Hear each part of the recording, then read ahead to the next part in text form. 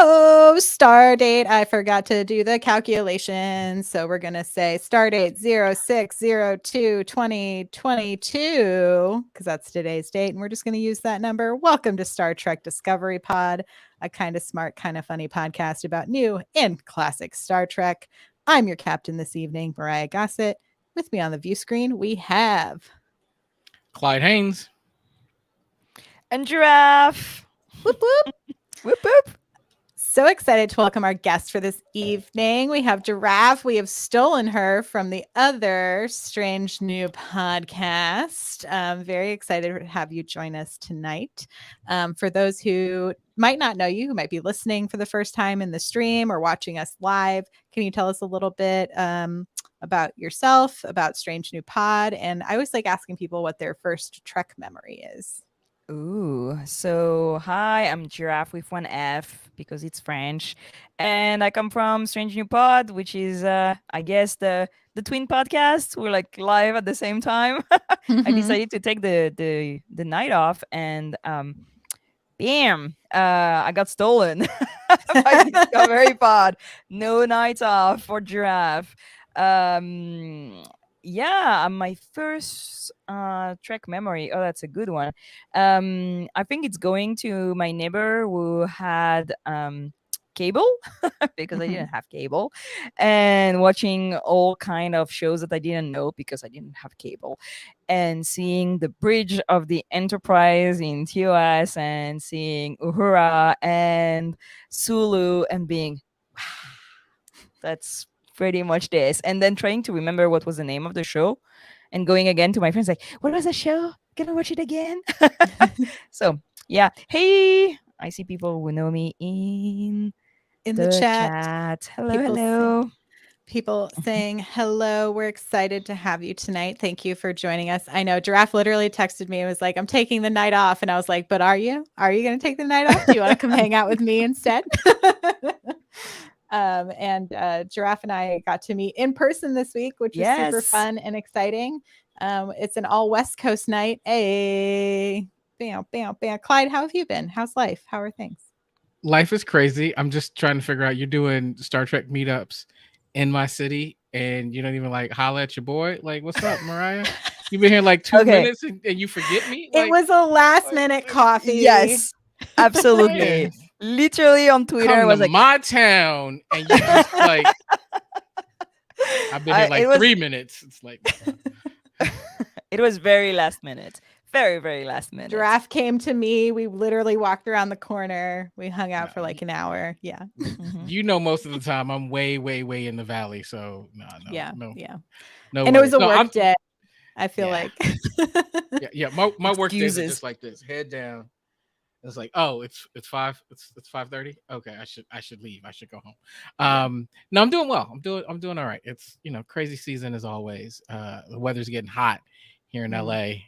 I was a little surprised by that. I was like, wow, it's hot fast. So yeah, it's that time. Glad you're here.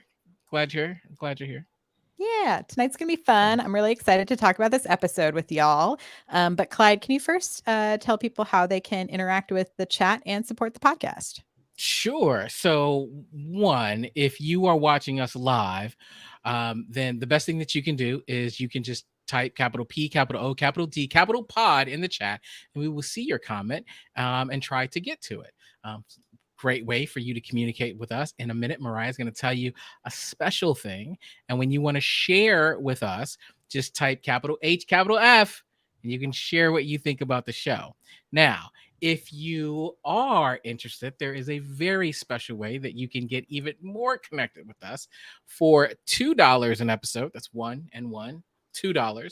You can head over to patreon.com/Star Trek Pod and become one of our Patreon members. It's a great time. You'll get access to our Patreon only Slack channel where we hang out and we do watch alongs just about every night of the week. They were watching some old Discovery and last night, as well as the Gorn episode of Lower Decks. So it's just like there's scheduled pods, and then there's, hey, anybody want to watch a pod together or watch an episode together, and then pick an episode. So lots of great discussions. We had a good time. So if you want to join the Patreon. You can come over, hang out. I lurk a lot and pop in from time to time. Yeah. It's a good time. Yeah. You can also hear Giraffe and I reviewed a bunch of the Star Trek comic books, Star Trek Ooh. Discovery comic books. And so you can join Nice. us over there and get access to those special episodes. Yes, I think it might be time. I think it might be time for you to start thinking about what are some of your tantalizing takes, your spiciest of thoughts. What's your 30-second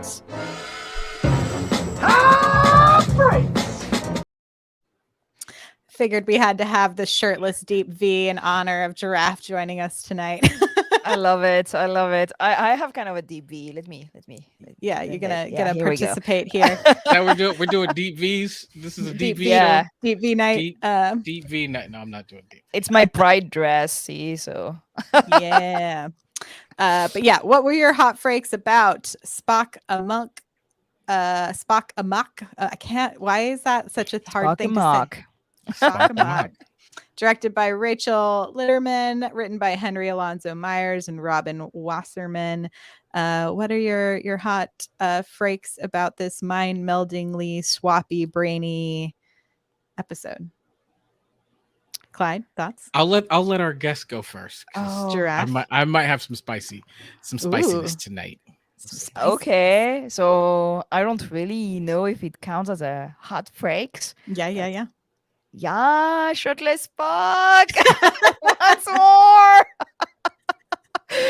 I mean, 6 been minutes and 56 seconds into the podcast. There it is. oh, There I it could is. have done 666. See, yeah, it was okay. Okay, Strange New World. I see you using all your assets, if you will. assets. Even like the first scene, that dress Deepring is wearing is very spicy. Yes. Yeah, I think I really enjoyed the comedicness of this episode. I'm glad we got a breather after some pretty intense episodes. I'm glad that they're giving us at least some thought into how this whole crew might be reacting to some intense trauma with at least the idea and the concept of shore leave. I really enjoyed Enterprise Bingo. I think that could have been a really fun short trek too, is seeing them complete all of Enterprise Bingo. Would love to see that back. I have some things to kind of like, I won't say like nitpick, but some discussions, some concerns, some things I want to talk through. And hopefully they come out the other end of the season fulfilling some of these things. But yeah, I was glad for a breath from the action. I think it makes sense in the season. There's some things I really enjoyed. I think I enjoyed Una and La'an maybe the most in this episode, which might be the least popular take of what I've seen on the internet, but I really enjoyed their bonding and I thought that was nice to see. So for those characters specifically, after all of the drama of the last few episodes. So that's my hot freak. What about you, Clyde? That's right. an episode for cheapers for sure. I'm going to say that, Mariah, I'm going to disagree with you slightly. Like, so first, let me say this. I thought that the episode itself was well done, right? Artistically, I thought it was well done. But it's interesting to me that you say that you were happy for a breather. I look at this and go, this is a great episode in the old 24 episode format. It's hijinks ensue. Like we've got two kind of cliche tropes going on at the same time. One, hello, it's a body swapping episode. Yay, love those. I really do. Not really. And then it's a one of my all-time favorites. Hey, we're on shore leave. Everybody else is leaving the ship except for 3 or 4 people, and we, the audience, gets to hang out on the ship. Those are, I mean, if you're gonna do it, especially in Star Trek fashion, then you have to do it like the Binars and the Minuet episode. That was a great episode in TNG where we're talking about people staying on board while everyone else is on shore leave. This one was kind of like, So I just, when we get 10 episodes, I want the plot. I want a little bit more of this. If we had 26, and I have no problem with this, but now I'm looking and going, okay, we're at the halfway mark, and this is like, I want that one back. So, I mean, but it's not a serialized show. There are serialized plot points, but each episode has a beginning, middle, and end. So it's not like we're waiting for a giant puzzle to be solved. But Mbega has this hat, and he's going to meet somebody. We don't get to see any of that.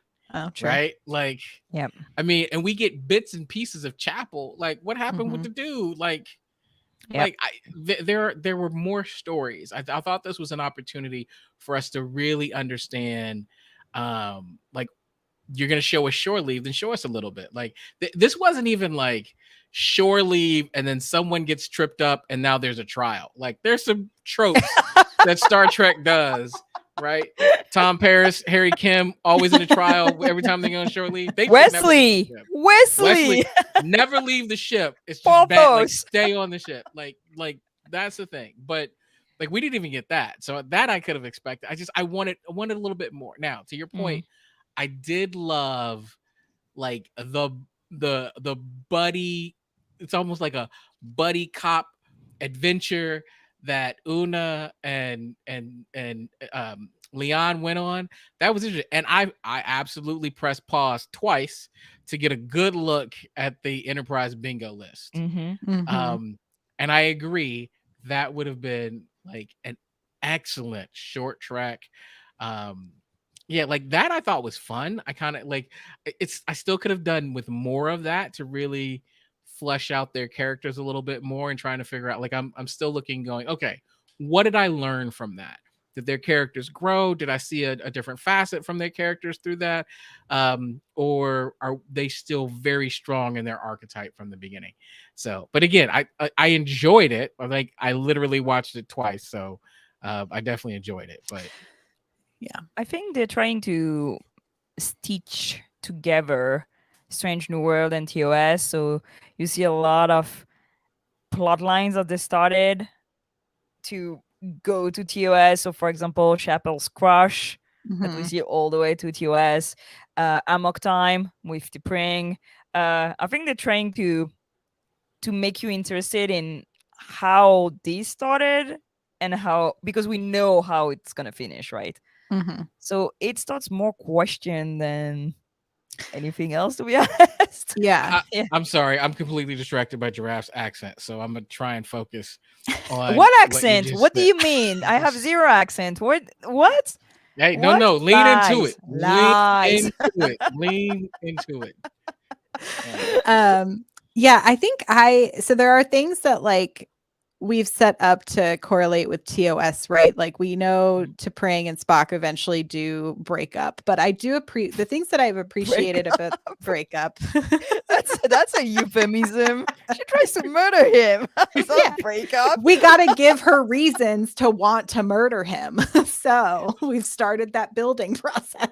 Stone is so much better in bed. That's my headcanon. That's what it is. Worth murdering people. That's what it is.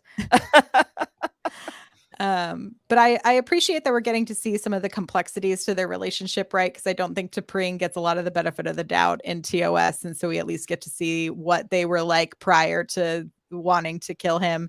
And we get to see a slight preview of that with Spock wanting to apparently kill himself, which is probably my biggest nit to pick of this episode.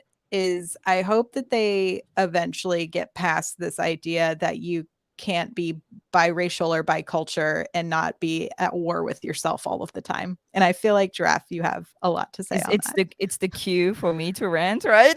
Yes. It's one of my biggest hang up on representation in Star Trek is the biracial characters are done wrong systematically, and there's a literature trope that's called the tragedy of the mulatto. So biracial characters are always kind of doomed because they can't figure themselves out, and Spock is kind of like the only biracial character in Star Trek that doesn't horrifyingly die.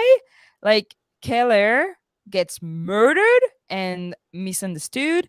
That kid in TNG, in the kid that is half Romulan and gets trialed. Help me, chat. Your chat is not helping me. Where is Oh it? no. Drumhead? No, Drumhead. I don't remember the name of the episode. Anyway, Okay. yeah, he gets like fired from Starfleet. Gold the Cat's daughter gets Mm. murdered, and I was like, oh, Balana is always Balana trying to hurt herself. Mhm. in Faces wants to tries to murder herself, and Literally then herself. tries to murder her kid because she doesn't want him to be Klingon. It's Simon Tarsis. Thank you, Jay. You rule. This is exactly their name. Mhm. Thank you so much. And I mean, I'm biracial, and this idea that if you're biracial, you're always fighting with your other half is something I've kind of integrated from TV when I was very Mm. young, because that was the only thing that was served to me about biracial character. And I mean, I grew up to be an adult, and like, biracial people are not half and half. We're end and end, right? I'm not half this, half this. I'm this and this. I'm able to be both. And the fact that, again, Spock says, I'm half human, I'm half Vulcan, I'm simply Spock. I was like, get out of here. Can we stop with this? So, yeah, I was kind of disappointed. I'm happy it's a dream, Mhm. but somehow I think we deserve better. Please, kinda. Yeah. Yeah.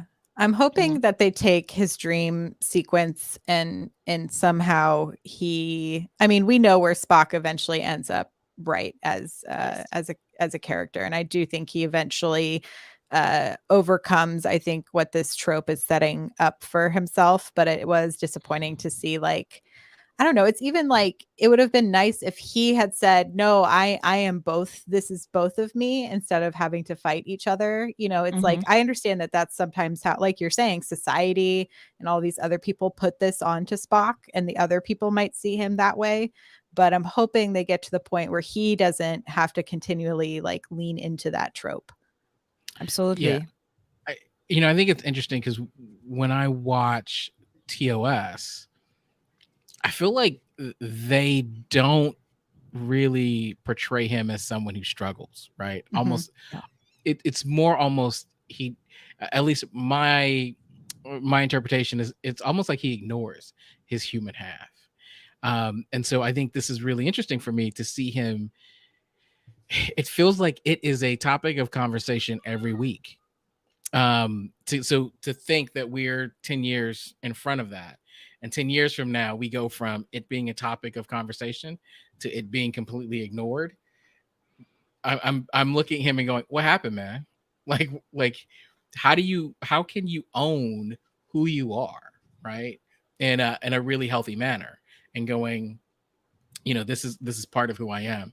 And I really question, like, what does that say about the culture that we live in? And I know that oftentimes, particularly in the African American community, it's kind of like you're biracial, but it's like, but what, like, where are you, What are right? you? No, what are Right? you? That's what What people are ask me. you? What are Well, you? it's Yeah. interesting Yeah. because, like, today it just so happens I was looking on YouTube, and I needed a little break from work, so I was looking at Saturday Night Live clips, and it just so happens that a Chappelle clip showed up, Mm. which was the racial draft. And this is where basically they had representatives from each race draft biracial people, right? So the the Dave Chappelle joke is that the black community gets the first pick, and they picked Tiger Woods. And it was like, so the idea there was you can't be both, you have to choose. And it feels like Mhm. when I look at this episode, that's the trajectory that Spock is on, and I don't love it. Like, I don't like it at all. So I think what is interesting too is that in TOS he says he's Vulcan because he mhm. looks like a Vulcan, and it's like people will see me as a black woman because I am Yes. black, right? But I'm as much black as I am white, and he's as much human as he's Vulcan. So the way people see him is really important too. And you Mm. see that everybody around him see him as this like traitor to his race, kind of. You know, you're too human or you're too Vulcan, which is something that I can relate to a lot because that's always what I've been told. Um, so maybe it's realistic to the struggle of being biracial and how people see us, but that's the point, is it's the future, it's a utopia, right? And as much as it should be relatable so we can see our representation and our struggle, I do expect, no, I expect, but I would like to see from Star Trek start like a new discourse, something a little bit furthering the conversation. Yeah. And again, the biracials are always the people that are forgotten because we don't fit any boxes. And the what are you is a really real thing. And you see in TOS, Spock doesn't say he's half human until he has to, because that's easier to fit what people expect to from you when you just go, oh, I'm Vulcan because I look like a Vulcan. Dot. End of the conversation. Mm. So yeah, I mean, these two half fighting was too reminiscent of faces for me. I did not like it at all. Yeah, I think those are all really excellent points, and that it's, we hope to see that like the future is more idealized while we are having commentary on what's happening now. And so it's like, if you're going to start this conversation, hopefully it has a satisfying ending that they're planning for this particular character arc, of how they're writing Spock, and um how society is viewing him versus how he views himself, I think would actually be a more interesting conversation rather than him thinking he has an internal struggle, right? Yeah. And how do you make that more illustrated, that it is more him versus other people rather than him versus himself? Mm. Can I answer something on the chat I Yeah, see yeah. that's very interesting? It's a spoiler for Discovery. I don't know if it's okay. Yep. Okay. Spoilers abound. So Yeah. yeah, Nivar operates under his teaching, but when you see the Tikal in Ket in the Tikal in Kel And Intel Ket. in Uh-huh. Ket, Yeah. Tikal Mhm. in Mhm. Ket. Thank you. In Discovery, what's very interesting is that there's one Vulcan, one Romulan, and one half Romulan, half Vulcan, as they say. So Mm, Romulan Yeah. and Vulcan. She's the third woman. I don't remember her name. mhm, And if you watch the episode, she's the one that is systematically shut down in that Mhm. episode, which mm, is very interesting. And they reproach her being half. So yeah, it operates under his teaching, but I was very disappointed by that episode because I did an episode on biracialism in Star Trek and actually went and rewatched this, and I was like, even in the 32nd century, are you kidding me? So I don't know. I think it's a problem of writing. mm. And I know they try a lot and there's a real intent, but it's very rare to find biracial people willing to talk about this. And in the writing room, it's even more difficult. It's very few people. So yeah. Yeah. Yeah. Yeah. I think to kind of move towards something that I did kind of enjoy in this episode, and then we'll go back because I got some Nurse Chapel bones to pick Ooh, in this episode. But I did I like what you enjoy, did there. Bones to pick. I you know, see you. Mm. Nice. you know, um, but I did enjoy Pike's sort of handling of the negotiations with the Rongovians, and kind of seeing this idea of like, you need to just be this, like, almost the idea of radical candor, right? Like, I'm going to tell them exactly how this is, what I see for them, and sort of leaning into that idea as a way to negotiate with them. And while I know, Clyde, you said you don't enjoy body swap episodes, I No. did enjoy the way that it allows for them to uh it's like trying to build radical empathy for someone Mhm. else by fully stepping into their shoes, which is something that most people cannot actually do. And so I thought this was a very interesting way to show that you can build empathy around someone that you have a difference for if you truly got to see the world through their eyes. And so I thought that was a really interesting way for them to do that, was with the body swap. And then it also just like built itself in for some decent comedic moments throughout the episode. Yeah. No, I agree. I love the empathy aspect of this, Mhm. and I was talking to a friend just the other day, and we were talking about empathy, and one of the things that I came to realize is that I think one of the reasons why we struggle with this idea of empathy is because this idea of right and wrong Mm, and what I think is so ingrained in us is that that empathy has nothing to do with whether or not you agree. And I thought Pike did a really good job of that. Like mhm, it wasn't about whether or not he agreed or whether or not it was his point of view. It really is all about, can you put yourself into the position of someone else, right? And see it from that. And that's what he did. He was able to articulate, this is what it looks like from your vantage point, right? It's not about judgment. It's not about correctness. It's really about just, can I see things from you? And that becomes the basis of the conversation. And again, this episode, to me, there were some things in here that you could have really pulled out and helped us understand, because to me, that moment, that's not the end of the negotiation, that's the beginning of it, mhm, right? Because at this point now they understand, okay, so the fact that you can see it from my vantage point, now we can actually have discourse, now we can have a conversation, because Mhm. I see that you see me, you hear me, you feel me, Mhm. Yeah, right? it was That's it the was key. interesting to like have them leave after they had done all of that, right? And like I understand like the idea of the sale, but I don't know. I was hoping there'd be like, and I could be misremembering if there was perhaps a line of dialogue that's like, "Oh, this is just the beginning of the conversation," or something along those lines, but instead it was just like symbology for symbology almost. Like, here, I'm going to give you what you want and you're going to give me what I want, which is to see this flag on your ship, and we're all going to be in awe of this solar sail, which did, granted, always shouts to special effects, VFX. Everything always looks really great on this show. I also really enjoyed the command green on Pike this Oh episode. my I thought that was god, such a fun throwback. yes. I Um, yeah, I don't know, when they said solar sail, I was too obsessed by insurrection, being like, I'm traumatized by this movie, so I think this episode mm, kind of pissed me off at the beginning, and rewatching it now, like, kind of, it's better, because I've had the problem these like last days about this question of radical empathy, and it's a question of intent.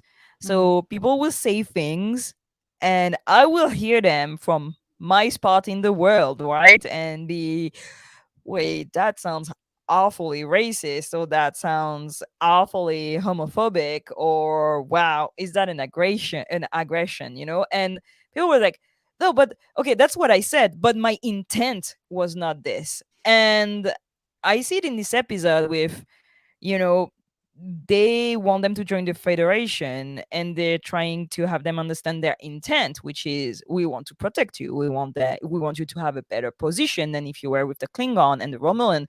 But what they say is not what the Rongovian hear from mhm, their place in the world. And I think the moment where Pike goes, "We want your territory," and yes, we do, but this is for this and this and that. I think it was really beautiful, and I would like people to be more like open like yeah, this. right, because your impact is almost matters more than your intent, right? And if you can actually be honest about the intent, often you can get to the correct impact point of what you're actually trying to say in this Hmm. situation. And you know, knowing what was kind of been going on in the online discourse of it all, lately with other sci-fi franchises, that Exactly what shall I was not be. referring to. It's like, I've missed people. something. Oh, there's a whole hullabaloo going on with that show on Disney Plus that has one of those Star Wars people in it. Yes, yes, Yes, yes. Yes. and Hmm. people really don't like when you introduce non-white people into apparently into the stars in general. Um, Hmm. Thought she did a Hmm. great job. Who doesn't want to play a villain? Anyway, that's a whole nother show. Anyway, it's a whole other show, Yeah. but it's to say is like, and the thing is like Star Trek is nowhere near perfect either, right? There's lots of work to be done in all of these fandoms that we can do to actually make this a welcoming and inclusive space. And a big part of that is your impact over your intent and acknowledging when you've made a mistake, which I think Pike does so by saying, oh, they truly need to know what our actual intents are for us to actually go forward with this conversation, which I thought was really interesting. And that's a beautiful lesson, but I wish they made it more, I don't know, clearer. Like there was quite a lot of plots in this we had like an A, a B, a C, and a D plot in this episode. So there's a lot to kind of fit in. You're on mute, Clyde. I don't know if you're trying to talk to us. Nope. Good. Okay. Just double checking. But yeah, so I thought that was there's like I overall enjoyed the usage of the Rongovians and how they tried to use that, I think, as a way to sort of give the moral lesson of the episode, right? And then the other morality play of this episode is seeing things from another person's perspective, which is what we get with T'Pring and Spock. And I just wanted to say that the oh my gosh, why am I blanking? What's the actress who plays T'Pring? Gia Sandhu. Gia Sandhu. Incredible. Really enjoyed her performance this episode. I think she's so great, and I hope we get a lot more of her throughout the season because I really enjoyed her. I thought she's so hot. She is also. I'm sorry, I'm gonna bring down the conversation, but oh my god, she's so hot. Like, how do these humans exist? Like, from my place in the world, I just look at them on TV and I'm like, how God human DNA does that? Sorry.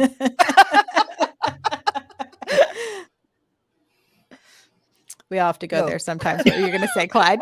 I'm speechless. I was going to say, I had to catch, between the accent, I'm thrown here. Okay, so focusing in, I was actually impressed by the way she captured Spock's character, right? Like I thought it was believable to me, and that's why when at the top of the show I said I really thought it was executed well. Body swapping thing may not be my favorite. I do think from an empathy standpoint, I get it. Thought it could have been done a little bit longer for I could sit in it and really understand, and a little bit more. Like I needed just a little bit more dialogue. All that being said, she nailed, and I believed that she was Spock. Like, and she nailed Spock too. I'm not mad about it. Not mad about it. They truly picked people who like somehow their characters seem so cold and yet the chemistry is so hot. And like truly those actors do a great job of writing that sort of line of like, how do we embody this very sort of formal relationship but still give it a little steam, and I think they really accomplished that.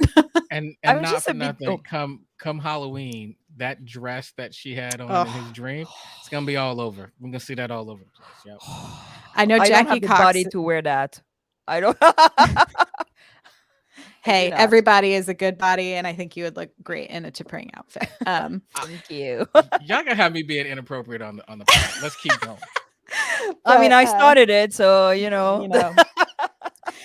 we can go to my other favorite hot person on the show, particularly in this episode, which is Nurse Chapel. Who I really want. I hope we get like a full Nurse Chapel episode soon, because she's been the one that we've gotten a lot of just like small moments of character development with her, and she's so outrageously charming, because of course she's bisexual and we're all outrageously charming, but the thing that kind of and I'll preface this by saying I'm all for chaotic, slutty bisexuals, and I think she should be able to do whatever she wants. But there is a trope. There is a trope that bisexuals cannot commit, and I think that is that can be harmful, right? Like I want her to be able to do everything that she wants and be with who she wants and do all of those things, but I need other character development moments from her to see her as more of a full person and not just a trope at this moment. I also think it's so sad if they're really setting up she's going to have this crush on Spock starting now, because this is a 10-year long crush. 10-year-long crush, y'all. So unless this is one that like waxes and wanes, that kind of crush of like, oh, and I'm with someone, I kind of forget about Spock. And when I'm not with someone, oh, he's kind of here and it's fun to have a crush on Spock, like I want more for her. And I thought we were going to get that with this episode because we really set this up with her and Ortega's having this fun little kind of tete-a-tete, the way that like, queer people can make fun of each other for our like ridiculousness and kind of that familial space. And I was ready for an Ortegas and Chapel take the space station episode. And so when that wasn't what was delivered to me, I got a little disappointed. So I was a bit disappointed by this too. We talked about it over coffee, right? mhm. um, um, because I expected more. I Mhm. expected something less cliche or easily guessable. Like, oh, there was this woman, and then there's this guy, and that's pretty much all. And she cannot commit. And the other thing that kind of made me question the episode is that, oh, she has a crush on Spock because she saw him as a man and she saw him as a woman. Like, is it me like reading too much Oh, into it? I But don't know if I was kind of like, it's kind of interesting that she's the the only person where gender, one. but that could Yeah. be more of like she's truly interested in him as a person because she found him attractive in both as T'Pring and as Spock. But I don't Yeah, know, but I it's would still the also be same like, person technically. Like, I right. don't know. I was kind of on the fence about it. And the other thing is that I would really have liked that they'd introduce Roger. It's the name of her fiance in What Are Little Girls Made Of, TOS. Mhm. I was like, oh, that would have been a good name to drop, because she's going to be engaged to that dude and look for him and stuff. So there are more episodes to that work crush that Mhm. she has for Spock, I suppose. And another thing is, I kind of don't like when characters are defined by their love relationship. Like, Mhm. I would like them to be more than this. I would not be bothered by a character that has no love interest, that just here for other stuff, because everybody's not obsessed about finding the good match on the Enterprise. So I'm I'm kind of disappointed for Chapel. I don't know what they do going with Yeah. doing. I mean, the other thing is like I wish if they're gonna have her going through her like flingy having fun phase, then like just make her really enjoying that, because right now it seems like Mhm. she's very torn and it's Freaking like a out. character flaw instead of just Mhm. being like, because if this was a man who's like, I mean, this is Kirk is a Mhm. slut, like we all know Kirk is a slut, and Riker is too. and Riker, like Riker too. these are fulfilled characters who are having fun with their relationships until it becomes that point when they're like, "Oh, I've found someone who means enough for me." And so I just hope that she can get to like that they give us a character that isn't upset with the fact that they have a quote unquote unfulfilling love life, right? Well, and I think to what Giraffe said a minute ago, um, was let it not be defined by that. And I think that's Mhm. the thing. When you talk about Riker and Kirk, they weren't defined by it. And I think the issue I have with Chapel right now is I don't know enough. Exactly. Mhm. They haven't developed her character enough where that this now, because it's come up a couple times, her romantic interests have become a major plot point of who she is, right? And I Mhm. think that's the thing that I'm like, can you bring me to a point where I legitimately love her character, right? Because she is, and and it shouldn't be about this, but this is kind of Trek, because she's special in some way, Mhm. right? Mhm. Like she's on the Enterprise. So there is something about her character that makes her the best at what she does, and that her being the best at that is a critical component to the success of this team. I haven't really, like, I've seen her run through the halls with the hypo spray, right? Like, but I haven't really, to your point, Mariah, like you said earlier, I need a Nurse Chapel like centric episode, something that really gets us to the point where I'm like, wow, yes, right? Because when you think about Beverly or even Nurse Ogawa and TNG, like they were developed long before Alyssa was pregnant or anything like that, right? Mhm. So I think I'm looking for a little bit more. Right. This is a like I have no issues with this, and she can be flirty and fun. And we Mhm. need somebody who's more fun because typically the Enterprise can be full of stuffy old people. Mhm. Um, Mhm. You and gotta you she's gotta add a little wild card in there, you and you I'm down do. for a Chapel wild card. Yeah. I love Mm. it, right? Like she's a little bit of comedic. Mhm. She's a comedic element. She pushes things. I'm all for that. But can we develop her character a little bit that more than just Mm, the clown? Like, Yeah. yeah. Yeah. And I and to have say, I have just to say go like ahead. one thing that cracked me up is when she goes and talk to Spock about his relationship in the restaurant. He's eating soup, and the fact that I was like, he's eating plumbing soup. That's plumbing soup, and he's gonna throw plumbing soup at her face in Amok time. And I love this. I love this so much. Star Trek soup all the way. All the Sorry. way. No, I love those small details where mhm. someone in the art department and the props department was like, "Oh, I got this. I know exactly what Spock is going to be eating." Yeah, I also enjoyed that we finally did get to and the last thing I'll say about Nurse Chapel is I have hopes we're going to get the Nurse Chapel episode. We seem to be getting a character kind of featurette every episode so far. So I hope it's there. I think it's coming, and I hope it's fulfilling by the time it gets there. I've been really enjoying her as a character. I did want to jump to Pring because I'm really glad we got to see her in her work element as well. Like we got to see what makes her so special and exceptional, and like kind of her in her element. Even though it was Spock having to pretend to be her in her element, but it was I really enjoyed that whole kind of section of the plot to get to learn more about her as a full character and not just as this woman who eventually tries to murder Spock, right? I like the fact that she has a real job Mhm. and that it's a job that is, for me, in direct line with Enterprise and, the Vatushka tour and them being rehabilitated into Vulcan society, which, like, was kind of like a bit scary Mhm. to me because you know that Vulcans are always like walking this very fine line between being very logical and absolutely insane. So I really like the fact that she has this whole like kind of like badass woman thing Yeah. that we see in T'Pol a little bit. Give Vulcan woman their place in Star Trek, please. But I'm a bit disappointed that the only piece we see from her job is actually done by Spock, who Mm. absolutely disrespect her job.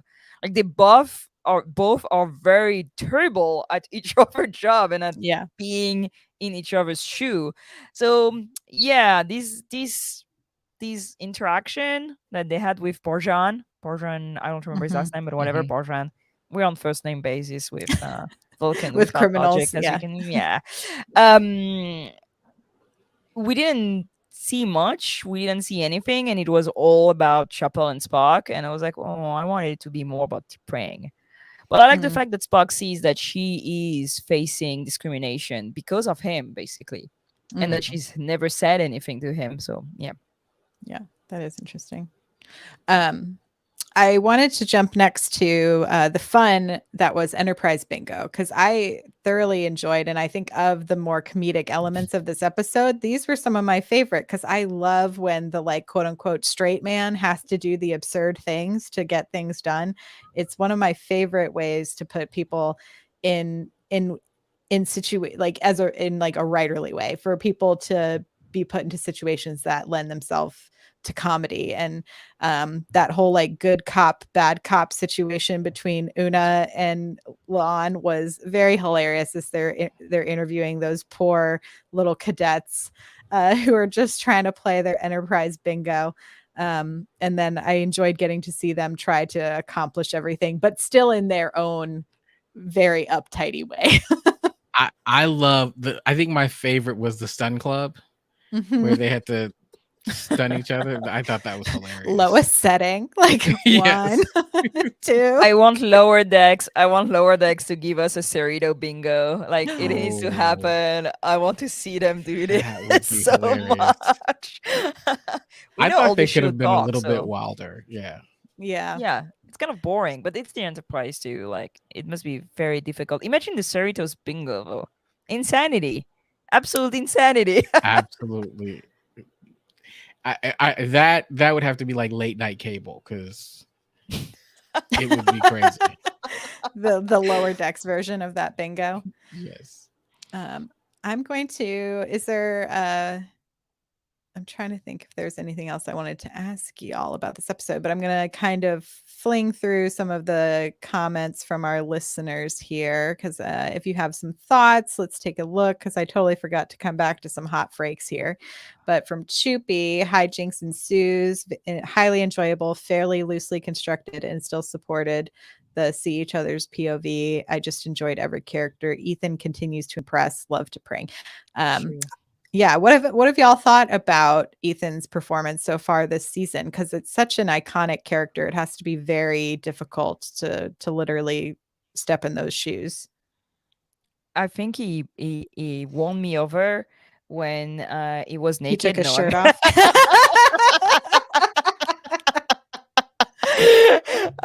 no, seriously, I think he really won me over in Memento Mori when Mm, there's Michael's voice that come over in the mind meld and is restrained to not be emotional was absolutely so beautifully played. Like it was absolutely incredible. I felt it. It was such a callback to such sweet sorrow. That is an mm, episode that makes me cry every single time. Um, so it was absolutely incredible.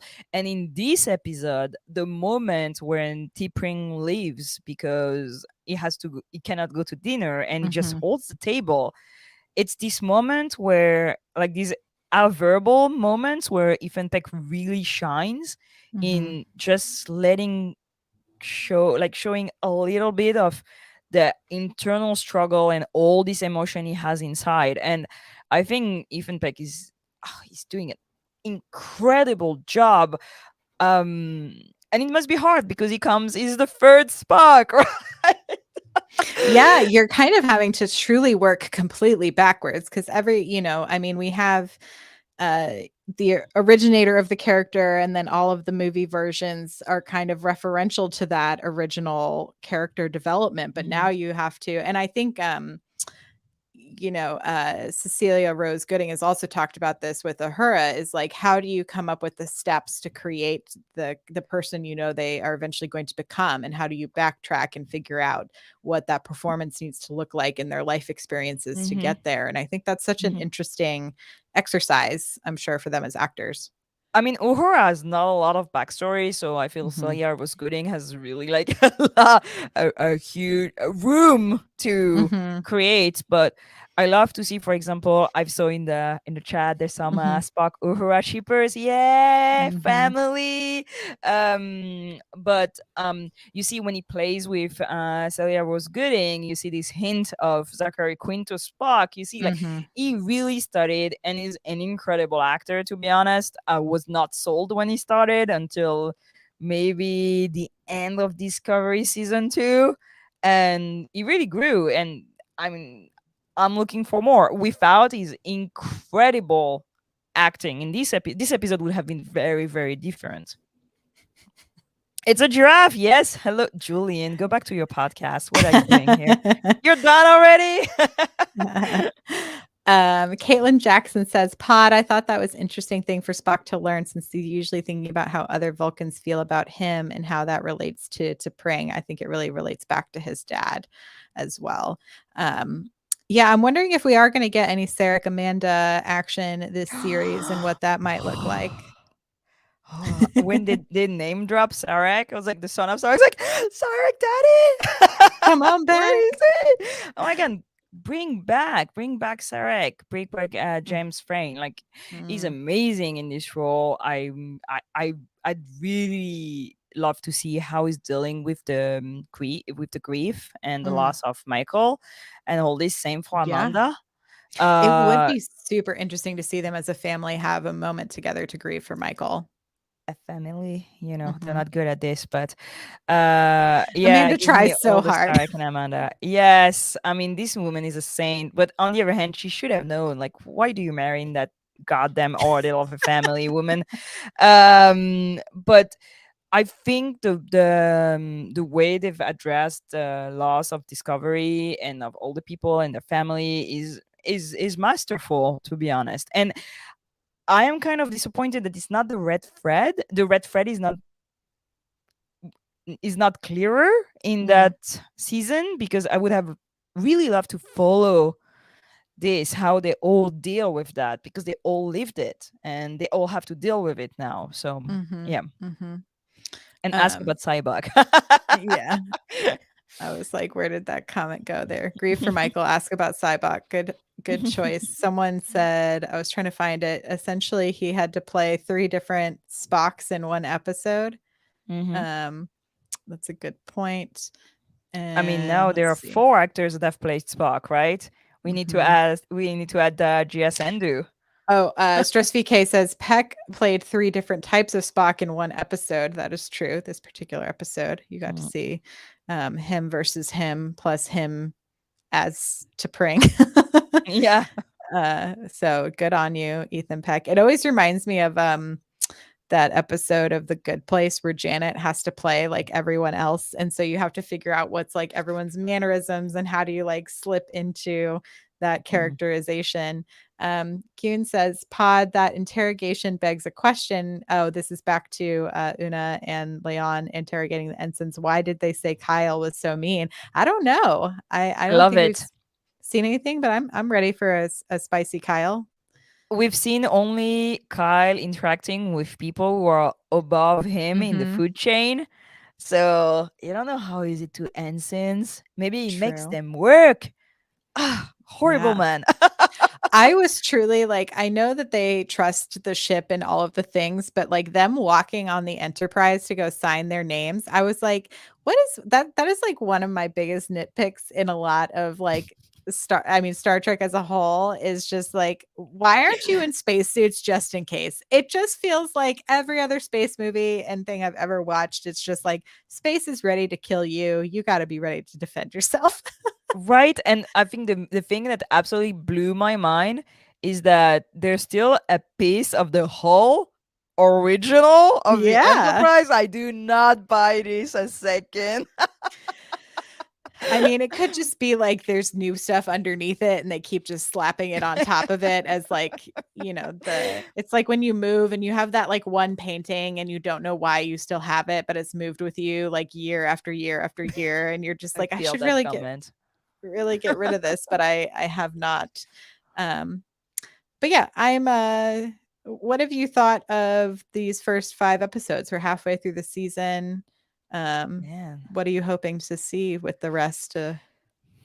I've been I've been disappointed in some things, and I loved it in other ways. So I Mhm, love the fact that we have finally a backstory for Uhura. mhm. I'm really looking forward just seeing her do things like in Memento Mori, for example, with Hammer. And so I'm very glad about this. I'm a bit disappointed that they copy a lot TOS, but they're not TOS. So all the speeches at the beginning of the season that were very colonialist for me Mm, mhm, were kind of a no. But they're growing. It's a first season of a mhm. new Trek series. Like, go watch season 1 of TNG. It's a Yeah. train wreck. For me, so far, I think the best first season has been Lower Decks. That has absolutely nailed everything. I'm waiting to see Prodigy. Um, I think it's beautiful. It's gorgeous. I think it feeds the fan. I think it's gonna bring new people to the franchise. So that's great. But my constant nitpicking, I'd say, is that I'm not sure they're doing the best job they could discourse and representation and talking with other races in the show. So on this, I think Discovery still wins. But again, Yeah. I give them 5 more episodes. I love it. I love it. I'm just Right. you Yeah. know. I mean, it's the thing is Mhm. like you can criticize things that you love because you always just want it to be its best version of itself, right? And like, Yeah, yeah, I'm having a great time. Memento Mori so far has been my favorite episode of the same. season. I just think it was just so well done. And I mean, the other thing is I'm a big horror fan, and so that one leaned into just like a lot of tropes that I truly love and enjoy. And I appreciate that they're taking big swings and they are hitting stuff, but there are some misses, right? But I Mhm. appreciate the swings that are there, and it is beautiful and it's incredibly well made. And I think like costumes are running at 110%. They look so good. The Gorgeous. like special effects look great. All of the sets look incredible. And so it's just like like we talked when we had coffee. It's just like when you work in media and you get to see anything actually make it onto the air, you're just like Yeah. it's an uphill battle, and the fact that it's not only made it onto the air but is like excelling, it's doing well, it looks good, we're having fun watching it, like there I there's always things that could be improved on any just about anything that I watch, but I'm having a good time, and that's always like the baseline question, right? I have to say that as a cosplayer, uh Oh, they're making it real difficult for you, right? oh yeah, wait. Uh-oh, did you What lose is me? this? Technical issues. Hello? Hello? Technic Yeah. Wait, give me a second. I have what is happening? Oh no, did you lose me? I can still hear I'm you. hearing something else. Oh, Okay, am I w- here? hello, hello. Yes. Okay. You Am all I right? back? Yes. Okay. Okay. Sorry. Okay. Something started playing and I was freaking out. I was like, who's that voice? What is this? Sorry about this. Technical difficulties. Hello. Yeah, I was gonna say, as a cosplayer, um it's beautiful, but they need to give us something that we can cosplay, because so far it's absolutely or very simple. It's a uniform, I can do that, or like Mhm. insanely difficult. I need a middle ground. Star Trek, look at Star Wars, they do that middle ground for cosplay very because the makeups are absolutely gorgeous. Mm. These dresses are incredible, but I cannot do that on my sewing machine. So You don't have a this way is to a call. laser cut tiny little emblems on your uniforms.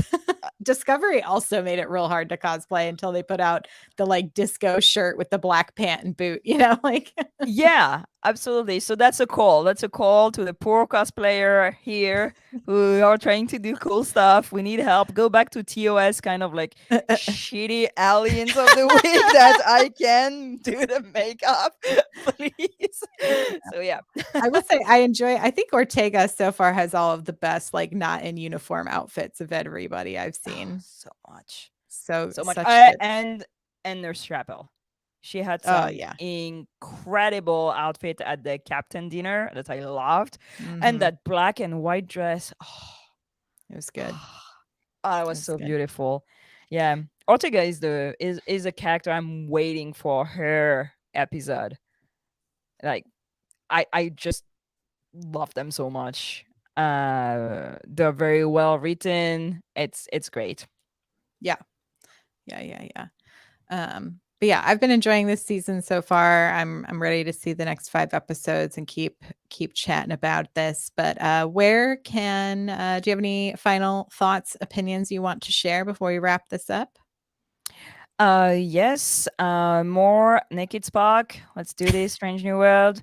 And I'm just waiting for more. Every week is a new treat, so let's see what's in the books for next week. And yeah, Very that. exciting.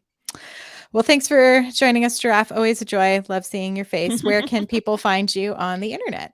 So I'm on Twitter and Instagram at lyrical_giraffe with one F. That's me, and I'm usually live at that time with Strange New Pod. If you don't steal me away, my Ooh, off nights. shots have been fired, Julian. Bam, bam, bam. And we are on Twitter and Instagram at Strange New Pod. Amazing. You can find me. I'm at Mariah Gossett on all social media platforms.